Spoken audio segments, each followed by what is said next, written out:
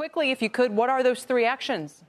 Well, thanks for having me, Kelly. Yes, 3 quick things. We want to make sure that employers across the country can continue to support the employees, just like the retailers you were just talking about. 3 things that we can help them do that. One is to suspend and cancel the remittance of all payroll taxes for the next 3 months. That'll give an additional $100 billion a month to employers to help them continue to pay their workers. 2, for America's small businesses, we need to immediately give every small business in the country access to the emergency disaster lending program set up by the SBA. We can remove all the roadblocks to get there and streamline the process. And for America's largest employers, we need to work with the Federal Reserve and immediately create a credit facility that gives those larger employers access to the financial liquidity they need to continue operations. So we have a simple principle at the Chamber.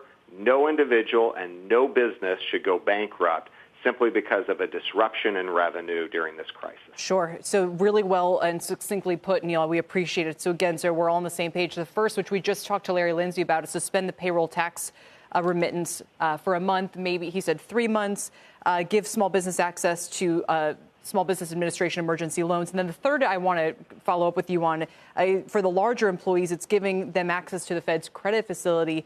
How big do you have to be to get access to that? And what happens to those who are kind of medium-sized or caught in the middle here?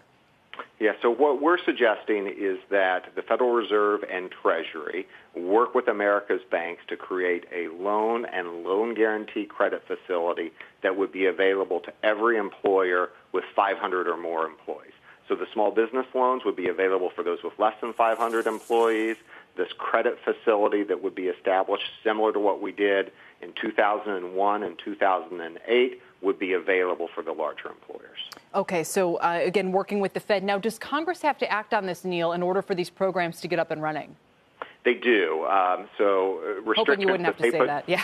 I know. Yeah, the restrictions that they put in place in 2010 make it more difficult for the Federal Reserve to create that credit facility.